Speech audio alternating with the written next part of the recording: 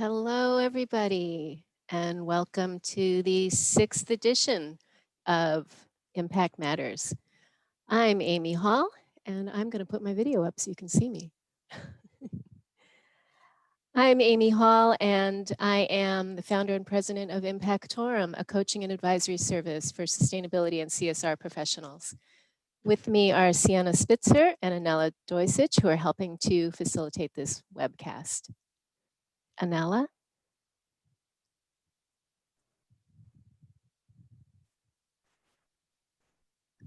Hello, everyone. I'm Anela, and I am here as always behind the scenes. I'm going to be helping manage some of the logistics and the Q&A. If you look along the bottom of your screen, you're going to see both an option for chat and Q&A. If you do want to submit a question during the session, just do so, please, through the Q&A. We're going to hold about the last 15 minutes of the session to answer as many questions as we can live. Otherwise, feel free to use the chat throughout the session. We're going to be dropping some links in there as well. Just one note, if you are sending a message through the chat function, the default setting is set to send your messages only to all panelists. You're actually going to manually have to change that when you send your message to send to all panelists and attendees. So just make sure that you select that option right above the chat box when you send your message. Yeah, that's it for me, and I will link up with you guys again during the Q&A. Cool. Thanks so much, Anela. So I'm really pleased to have everybody join us today, and we're going to do one little thing differently than we have with the prior webcast. We're going to shorten this one, tighten it up a little bit. So we're going to aim to wrap up in about 45 minutes instead of an hour. So we'll see how that goes. It all depends on how many questions you have also. We'll lengthen it out if we need to. So I want to introduce our guest today. Crispin Argento has built a career around purpose-driven organizations that drive commercial, social, and environmental value at scale. He's held leadership roles in the Organic Cotton Accelerator, NOYA Fibers, FUTUREMADE, the Portland Apparel Lab, and currently the Sorcery, which he recently founded. Sienna will be placing links to these and other references as needed in the chat box throughout the webcast. We'll hear more about his background in a bit, but for now, please join me in welcoming Crispin to the webcast. Crispin, are you there? Hi, Amy. How are you? Hey, Crispin. Nice to see you. Welcome to Impact Matters. Yeah, thanks. Thanks for having me. Nice to see you as well. So before we dive in, I really thought it might help everybody to, well, first of all, I want to understand where people are calling in from, because I don't want to make any assumptions about how much people know about fiber supply chains and fiber transparency in the apparel industry in general. So have a quick poll I'm going to put up. Let's see if we can do this. First time we've done a poll, and it just asks folks to tell us what sector you're calling in from, and give you about 30 seconds to answer, and then we'll see what happens. All right, we've got heavy on the apparel brands and academic and other. Uh-oh, didn't give enough options. For those who are answering other, I'd love it if you wouldn't mind just throwing in your profession or your sector into the chat room. I'm going to end the polling, and here we go.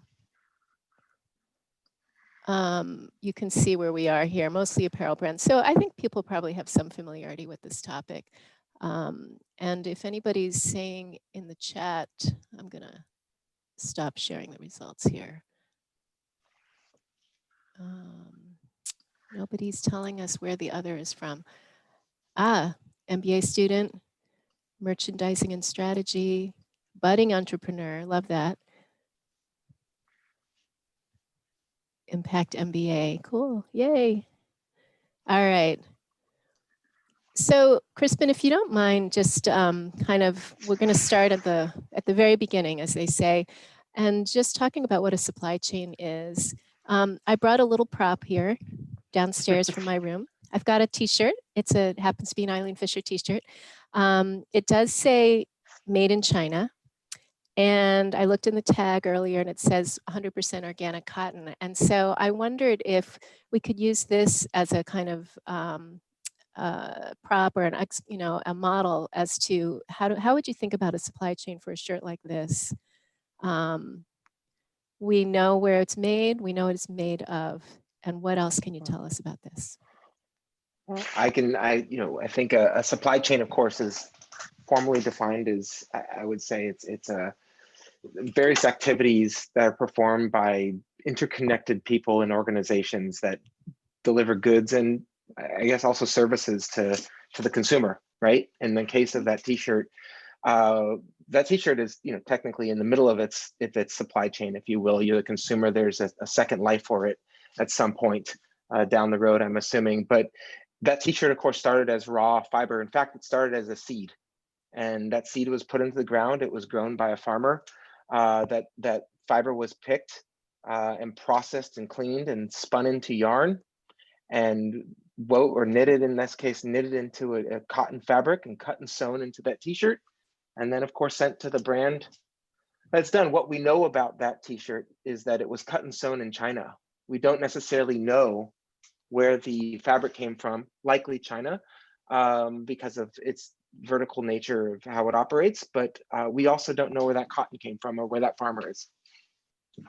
Okay, so I want to go a little deeper on that one. When you say we don't know where it came from, do you think that are you using the we as in consumers or we as in most brands typically don't know? I'm using just from what you shared with what the T-shirt says. It says 100% organic cotton. It says made in China. That's all we know. That's the data that we have. Now we can look at the tag and maybe there's a bunch of small letters in there and it's a size medium and there's other information, but that's about it. We don't have really information. And we of course know what the brand that you may have purchased that T-shirt from. And that's about it. That's what consumers are given in today's world of apparel for the most part. Okay, great, thank you. We're going to go into that in a little bit later. But I also want to ask you about this kind of, the word sustainable, which just shows up everywhere. We think about sustainable cotton, sustainable fashion, sustainable clothing, sustainable professions. How do you use that word? It's funny. It's one of those words that you kind of, when you're starting a business, I'm sure you did that with Impactorum. Do I use this word or not? Because it's been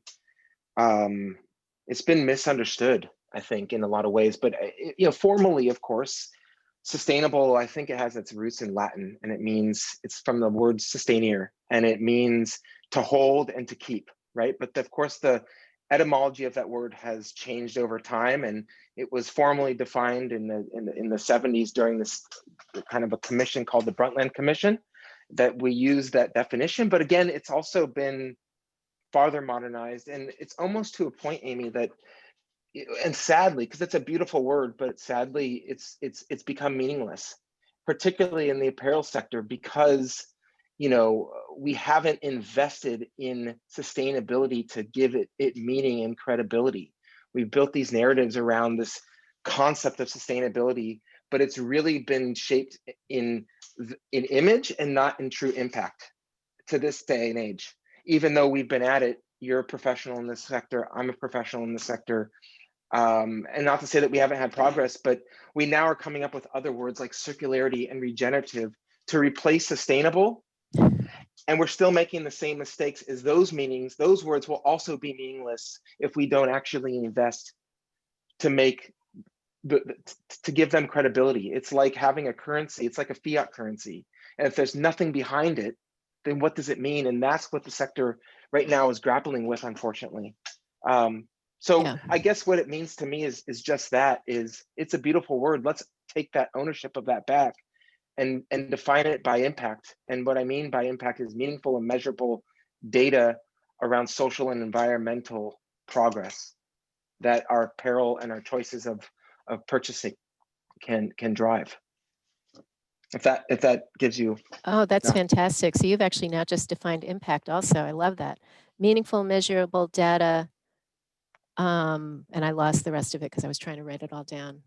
Just data, of course, is not the objective, but data helps to define what impact is and what the impact is behind that sustainability. Mm-hmm. You know, one not to be distracted, but you know, one of the things that I often run into in the organic space is that t-shirt there is claimed to have used 80% less water than its conventional counterpart. We don't know that. Mm-hmm. We actually don't know that. That's just a hypothetical based on very limited data that then has been used kind of wildly to say that all organic cotton is that, and we don't know that. And that, I think, is something that consumers want, is what is the truth and what is my actual purchase doing for the planet and for the people, that particular t-shirt. Okay, so why don't we jump in here? This is great. Consumers want to know what the truth is, and I think that that is kind of what you're trying to do through the Sorcery, correct? To some extent, although we're not, you know, we're not, it's not our objective, but that's, I think that's a dividend, I suppose, of the work that we do. It's a byproduct. So tell us a little about what you are doing at the Sorcery. So the Sorcery is, we define it as it's a startup, of course, and it's a consultancy at this stage. But we work with brands and retailers and suppliers to connect them directly to growers. And growers, of course, is an industry term for farmers for the most part. And the reason why we do that, Amy, is we want to ensure that that we have the full data on that t-shirt, or that the brand does, and that they know where that cotton is coming from.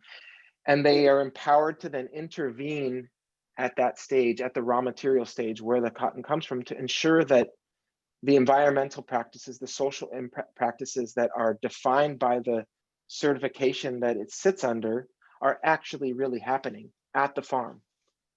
You know, does that farmer have non-GMO seed? Does that farmer have bio inputs as opposed to synthetic petroleum-based inputs? Does that farmer have market linkages to sell that cotton into an organic supply chain?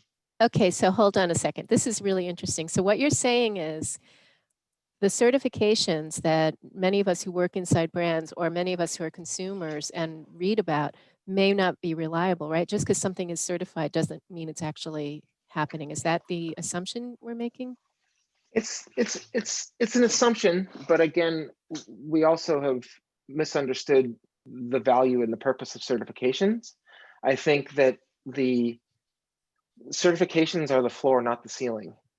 And so they provide some level of information for the brand and the consumer to use that can be tracked and backed in the supply chain. But again, the complexities of these supply chains are such that that often doesn't happen. And I don't, you know, I'll spare the listeners from the technical reasons why that's challenging to actually have happen. But it doesn't. It doesn't happen universally. So you have a wonderful website. I think Sienna will put it up in the chat so people can get to it if they're interested. And you have written a number of articles that are on your website, and you have one called "Cotton Won't Ever Be Truly Sustainable Until Farmers Are Paid More." And I wondered if you could talk a bit about sustainability schemes or schemes. I never know how to pronounce that word. Okay. In the cotton industries. It's kind of related to the certification piece, but and the claims that people make, and how the industry, you know, really overlooks the needs of the farmer. Because when we think about sustainability, we tend to associate it with environmental issues, and we completely forget without people, none of this would happen. You know, I was on, yeah, thanks for that. And I'll answer. I was on a conference call yesterday with a potential client, and he said, "Look, I don't care about sustainability. I care about intersectional environmentalism." And I said, "Oh gosh, that's a lot of syllables. I can't remember that. I'm not going to, you know, put that on my website because I'll look too esoteric or too, you know, and people won't know." But what that really means is the inclusivity and engaging people to deliver environmental outcomes. And so I often have said, if you know, the best thing environmentally we can do as a species is to, well, this is pretty morbid, but is to all die off, because then, you know, the planet will restore itself, right? And we won't be guzzling fuel and spewing emissions. But, and I'm getting a little off track, but I think that it's human beings that are the catalysts for innovation and disruption and progress to drive sustainable outcomes. It doesn't happen by itself. And we have to really recognize that. And it's the same thing with farmers in any sort of cotton system. We don't, at Sorcery, we remain standard agnostic. I have a conversation with, not me personally, but some of my staff and other people that we work with will maybe talk to a farmer. Some farmers I get to talk to because they speak English, at least directly. And I said, well, what does sustainability mean for you? He said, well, I do these things, I do these things on my farm. I need to make a profit and other things. And so part of that understanding and that empathy and recognizing the farmer's contribution and bringing him or her to the table is what will create these solutions that we're all looking for, and will also provide that assurance. I've been there when we've been with brands that have never stepped foot on a cotton field or cotton farm before in their lives, and they're astounded. I'm sure you've been on one, Amy, and it's you're like, wow, this is a lot of work that goes into this. This is toiling in the sun, picking, if you're in India, in 35 degree, this is 100-degree weather for American listeners, for 12 hours a day. It's a lot of work. It's not a fashion runway in New York, you know? Anyways, I kind of got a little off topic there, but. Yeah, I think it's just all about how do we remember as brands, number one, because brands are the ones that are placing these orders and are making their clothes, right? We are typically placing orders with the finished producers, the cut, make, sew, or knitting or sweat, the knitting producers, and we're forgetting that there are all those layers of supply chain down the road. And so what your work is to go to that very nascent, the first tier supplier where the seed is planted and make those connections, right? Can you talk about what your ideal world would be if you could create the supply chain, the right kind of supply chain that ensures that farmers are getting recognized and paid and rewarded for their work, and that the environmental issues are addressed at the same time? Yeah, so I mean, with Sorcery, so the Sorcery provides that service to brands and retailers and to suppliers to be that connected platform to brands or to farmers. We don't expect the business model to change, but right now as it exists, of course, is the demand for sustainable products on the brand side is about as far away from the supply of sustainable cotton, which is on the farmer side. And in between the two, we call it the chasm at Sorcery. And it is a mystery. And you believe it or not, most spinners, those are the folks that make the yarn that go into that, don't know where their cotton's coming from. And they're at that side of the chain. So it's incredibly opaque. And so that's the services that we provide to people to connect that. And so my vision, to answer your question, is that we build, and it's going to take time, this isn't going to happen overnight, but we build a system where brands can easily nominate their farmers based on the quality that they need, meaning the staple length and the types of cotton that make a certain type of garment, the sustainability credentials of that farmer, the performance. There's going to be farmers that are going to be a 10, there's going to be farmers that are going to be an 8, and there's going to be farmers that are going to be a 2. So we need to be able to benchmark that and direct farmers and product to those farmers that are really doing incredibly amazing things, and be able to differentiate them. Just like brands are able to do. Eileen Fisher, of course, your brand, I think it's in the ethos of Eileen Fisher, but it also is probably motivated to do sustainability because it's responding to its consumers' desires, right? Not entirely. I think Eileen Fisher is a little different. It's much more Eileen's vision for the company, but I think that we don't. Farmers aren't afforded that connectivity to be able to show their sustainability performance. I work with farmers that are literally carbon positive. It's incredible. Like we've done, you know, GHG assessments on their fields and they are carbon positive, but there's no market for carbon positive cotton. But when I connect them to brands and they're like, oh, we're carbon positive, I can use this to report to on my GHG requirements. I can use this to demonstrate. And they're like, this is wonderful stuff. And literally these farmers that I work with, they don't have any cotton left. They've sold it all. It's gone. So can you just define or describe how you assess whether a farm is carbon positive or not? I don't do it. I work with agronomists and soil scientists and others that we'll bring in to essentially do those assessment based on international protocols, the same way that you would assess carbon from a, you know, you basically do carbon accounting, and then are able to derive these measurements through their own scientific process. But these are world-class scientists that do these assessments. Yeah. And I assume this has to do with the soil being enriched so that it and it's healthy enough that it draws the carbon down and it sequesters it, it holds on to it, it doesn't release it back into the atmosphere, right? Soil's a big part of it, yeah. Yeah. And we've seen a lot of that, you know, come to the I guess at least I see a lot of that in my LinkedIn profile or my LinkedIn stream of carbon soil restoring, you know, things. And yes, that's a big part of it, but it's also how you operate your farm. It's also about reducing the chemicals that you use on your farm. You know, it's what we talk about from carbon is scope 1, scope 2. Well, those chemicals are made with fossil fuels, a lot of them, and they have an impact.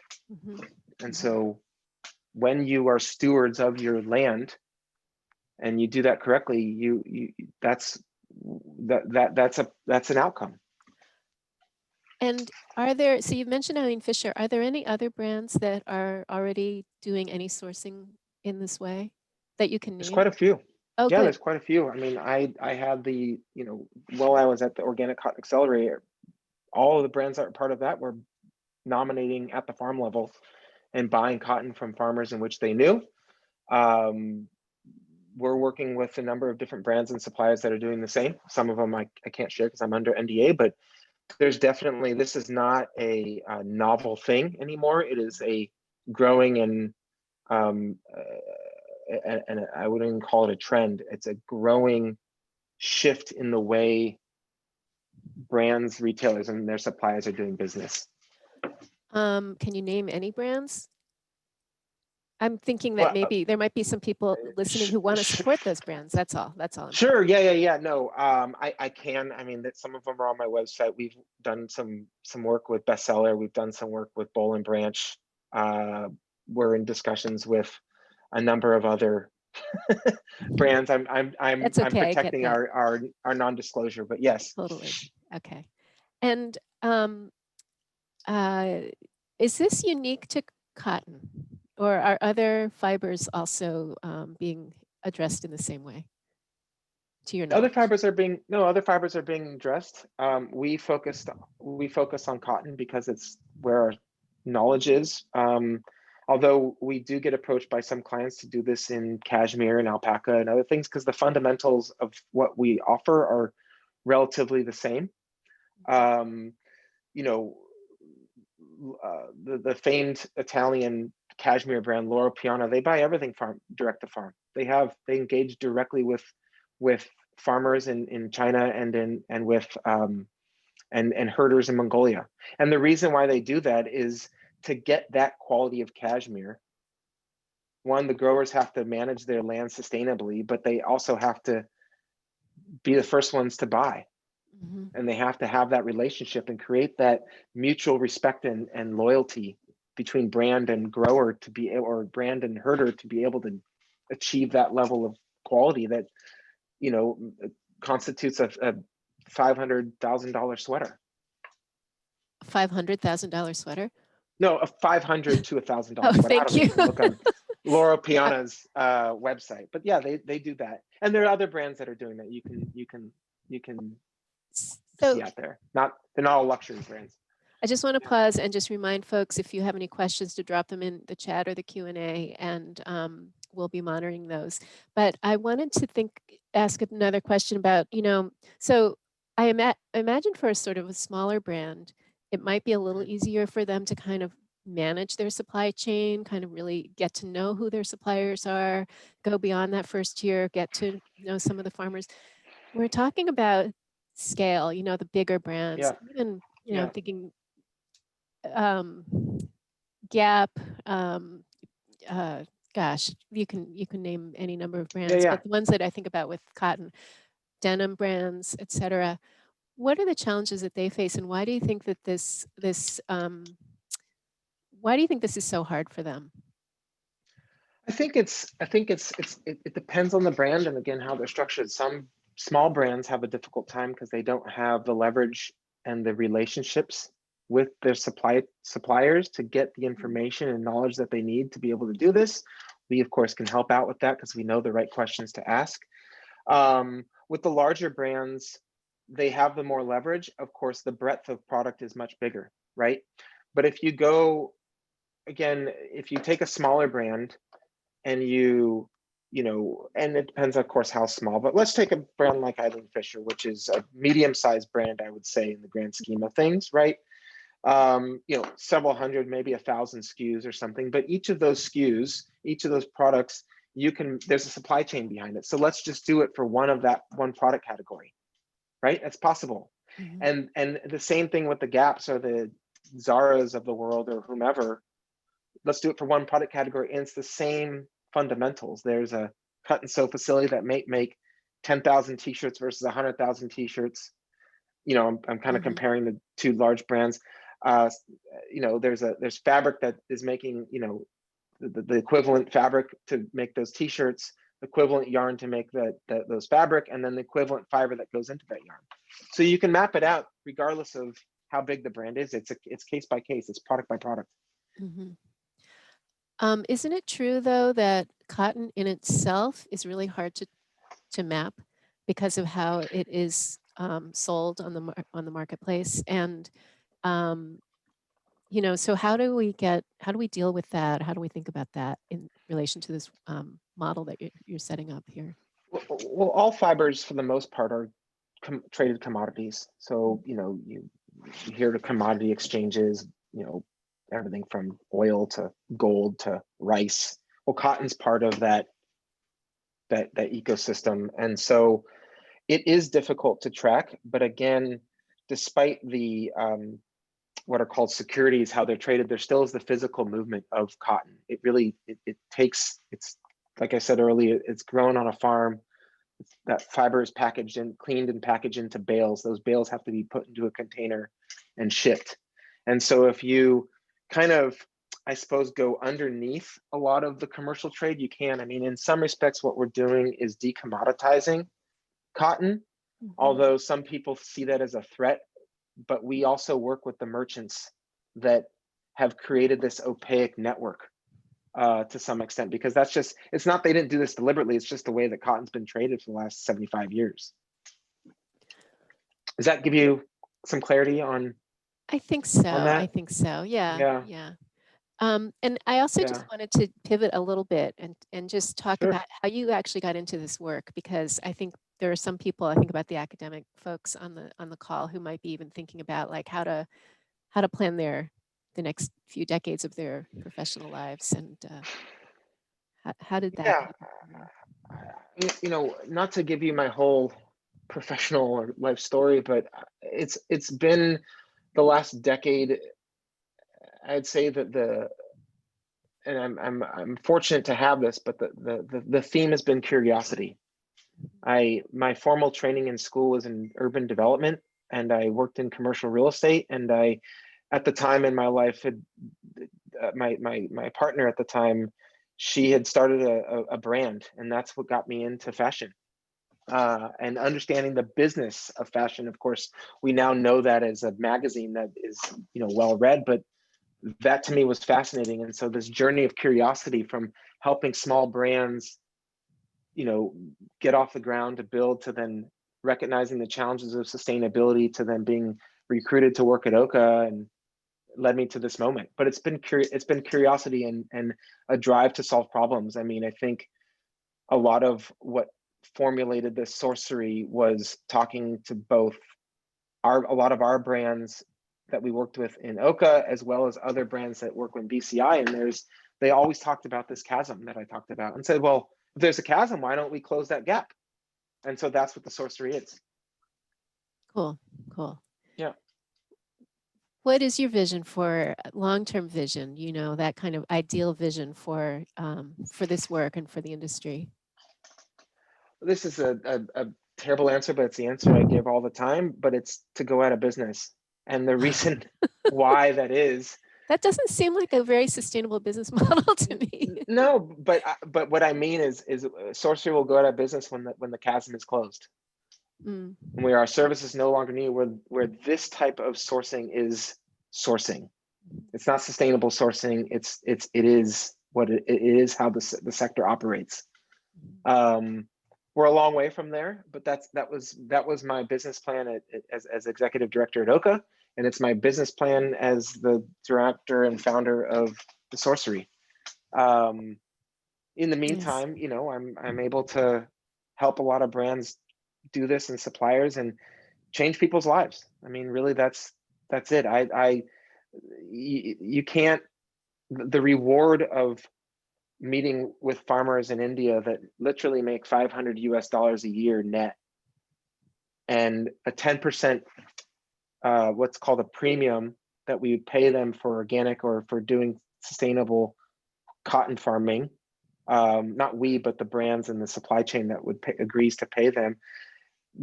Gives them an additional $50 in cash to use. That is I wouldn't say it's life-changing, but it is I mean, think about it. It has a big impact in their lives, and they can send their kids to school. They can maybe get clean drinking water. They can invest in other things. They can pay off debts.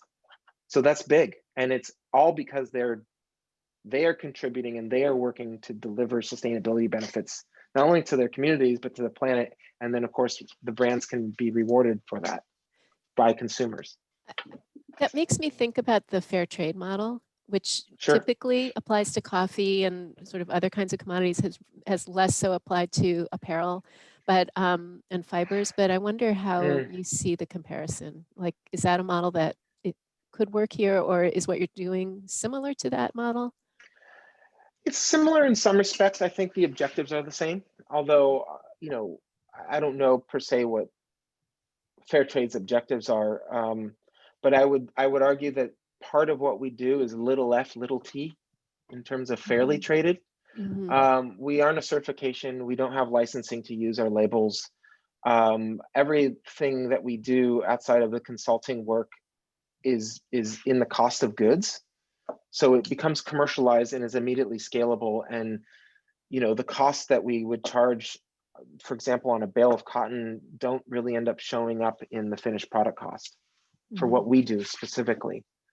So it's a different model. I work with a number of farm groups that are fair trade certified farm groups, a number of suppliers that are fair trade suppliers, and yeah, it's a wonderful model. But the approach that Sorcery take is, and I'd like to see more of it, is commercial. I'd like to see BCI become more commercial. BCI, Better Cotton Initiative. Better Cotton Initiative, yeah. I'd like to see all these things, because at the end of the day, that's the business that we're in. Unfortunately, they have to rely on philanthropy for the time being to kind of jumpstart these things. But that's where we are wanting to shift that model, where brands are willing to absorb the additional costs of the true cost of sustainability, but absorb that in the product and do it in a way that's fair. Unfortunately, because there's this chasm, a lot of brands are charged an arm and a leg for organic cotton products when, let's say it's not to get too technical, but let's say it's $1 more for a brand to buy organic cotton t-shirt in the supply chain, but then it gets passed on the consumer.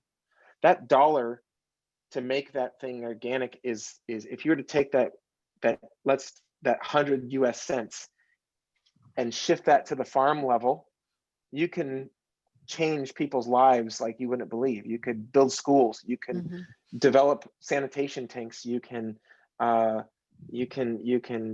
do so much at the farm level. You can secure non-GMO seed, which a lot of certified organic farmers, for example, don't have access to. even though they're certified, because the infrastructure is not there. And what we're dealing with now is just chronic underinvestment in sustainability, and that's one of the things that we're trying to change. Excellent. So thank you. And I think we have one or two questions. I'm going to give Anela the mic to just share with us what folks are interested in hearing about. Sure. Yeah, we have a question here. It says, sometimes sustainability initiatives reward farmers with more resources, sometimes partially because of their race and global geography. How do you uplift farmers with less money and power? How do you like uplift farmers? I'm confused a little bit by the question. Like, how do you engage? How would we engage farmers that are kind of disenfranchised? It seems. I think that's about where it's headed. Yeah. Yeah, I mean, I think, look, a lot of the growers that we work with are disenfranchised. You know, they're rural farmers that work in India or in Pakistan or in West Africa, and they don't have a voice themselves. I mean, they are the world's poor, if you will. I mean, when I say $500 a year for their crop, that's literally $1 and some change per day that they have to live on. From a racial and gender equity perspective, believe it or not, when we think of a farmer, we think of a male. A lot of the farmers in India and in parts of Africa are actually female. And their ability to work the farm keeps them, one, protected to some extent, gives them a power in some ways to have their own businesses, and keeps them outside of other, I would say, threatening circumstances. And I'm speaking to women or to folks who are gender issues. So I guess that, yeah, I mean, there are 50 million people that grow cotton. Only about 20,000 of those are in Western countries. The rest are smallholder, literally the working poor from a Western perspective. Mm. You know, a lot of work to do, huh? Yeah, tremendous amounts. Yeah. Anela, one more question. Yeah, so how do you see the future of blockchain and fiber DNA tracing? Yeah. So two separate things, although related. There's a lot of technologies that are out there that are really compelling, and a lot of them actually work. There's DNA, there's luminescent pigments, there's assessing isotopes in labs. There's a whole bunch of technology that are on product markers, which is what I'm describing, and then there's, of course, blockchain and databases that work in the cloud. Until we're able to truly map the supply chain, we can't install those technologies at scale. And so it takes this first step of identifying the farm, installing these traceability systems at a gin or at the farm level, and then being able to track it through. And that's how we see it. We work with a number of those technologies, as well as help to deploy some of them in the supply chain, but it's incredibly difficult at scale. We're a very long way off from doing it where it has meaning. The first step is, who's your farmer, if you will. Who's your mama? Who's your farmer? I think that that's a really good point. Blockchain has been presented as this kind of magic, wave the magic wand, it's going to solve everything, but you really can't do anything with it until you know actually who the players are. They have to be, the blockchain has to be connected to the players in the supply chain. Correct. So you have to start at the beginning and you cascade it through. You can't, and that's what we talk about. We talk about, forward transaction momentum at Sorcery. And so that's how you uncover the supply chain. You find the farmer sells to a spinner, not directly, of course, often. Spinner sells to a fabric mill sells to the cut and sew sells to a brand. Now you have a supply chain that then can be digitized effectively. But until you have that, we don't know. Mm. And I think you just summed it up so beautifully, kind of the elements that, in this business model that you're talking about, the challenges, the opportunities. Is there, you know, for those who are trying to do the right thing for their supply chains, what's the first step that you'd recommend they take? You might say contact the Sorcery, but is there another thing? Yeah, no. I mean, for cotton, and if you want to do this, yeah, we'd love to help you and have a conversation, see what we can do. Of course, not to plug, I would say, if you're speaking to what people can do within brands, or are you speaking to consumers within brands, I would say, you know, really actually what you do a lot with Impactorum is education. Understand these, and not only understand the realities and what is happening deeper in your supply chain, even if you can't actually engage and, you know, go there or touch it, if you will, but understand how cotton is made, and then learn some persuasive tools with leadership in your organization. That is, I think, a gold, because any smart CEO or anybody who's a director or senior vice president or whatever the titles are, their biggest asset, and we often forget this in brands and in organizations, is the people working in those organizations. And so they have to demand that these types of changes happen, even if it's costs more money, even if it's not business as usual. And that, I think, is what the number one thing that we can do. You know, we talk about consumers. I think the focus on consumers, to be honest with you, is a cop-out. That's 3 billion people. Let's focus on the 30 million that work within the sector that make the decisions for the decision makers. So we should be doing That's this my whole whether or thing. not the consumer asks for it, really. That's what you're saying. I will tell you one thing. I'm not a conscious consumer. It's not my responsibility. I don't want to have a PhD in textiles. Of course, I probably would have at this point, but if I'm just a regular consumer, I don't want to look. I want that hang tag to say Eileen Fisher or Patagonia or Zara, and have trust and have that brand delivered to me the value of me paying for that t-shirt. I can, you know, the cotton in that t-shirt is 30 cents. It's not $50 or $20 or $10 that we're paying at the retail store. So show me that extra value by telling me the story of the farm all the way through. And if you can, trace it all the way through so you can validate that story. All right, folks, you heard it here first. Crispin is not a conscious consumer, and we have a lot of work to do as brands. No, that's not the thought we're going to leave them with. Yeah, no, but I am. That's not fair. But what I mean is that it's not our responsibility. I understand. I want to build a relationship of trust with a brand, and not trust brands that I like to wear that make me feel good, that make me look good. Totally get it. Totally get it. Yeah. Thank you. Yeah, I think we're gonna stop there, and I think you've left people with so much food for thought, so much to think about, and as I say, so much opportunity and so much responsibility as brands to do the right thing. And your point about influencing inside the company is so key, and I talk about that myself. People leave that off the table.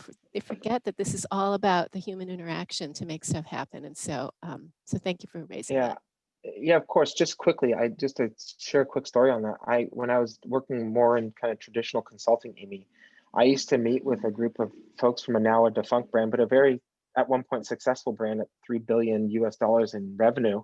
I used to meet with them for wine and beer, and they're like, how do we change the culture in our company to be more sustainable? And I'd do it for free, just because I wanted to empower them, to give them the information that they needed to kind of, you know, and to come together and say, this is the kind of company we want to work for. So, you know, as people in the apparel sector, don't live a separate life at home. And, you know, of course, we're all at home now, but and in our day-to-day lives, from the life that we live when we walk through the doors of the company that we live in. Connect those two. Live your values at work as well as in your free time. And it's hard to do. It's scary, but it's also that it takes that level of courage and takes education to gain that courage. Absolutely. Thank you so much. So anyhow, of course, thank you, Amy. Thank you, Crispin, for joining us today. If anyone wants to look at your website, it's www.thesorcery, SOURCERY.io. What does the IO stand for? It's like a new I don't know, whatever they Okay. call those things at the end. Okay. Sorcery.com wasn't available. I see. Got it. Yeah, I like it. The IO is very nice. Yeah. And thank you, Anela and Sienna, for helping to facilitate questions and logistics. Please follow our website, impactorum.com, or follow us on Eventbrite for future editions of Impact Matters. We'll have more in January. And you can find all of our past conversations, as well as this one eventually, on the Impactorum YouTube channel or on the Impactorum website. So thank you, everybody, for joining us, and we'll see you next time, and happy holidays. Thanks, Amy.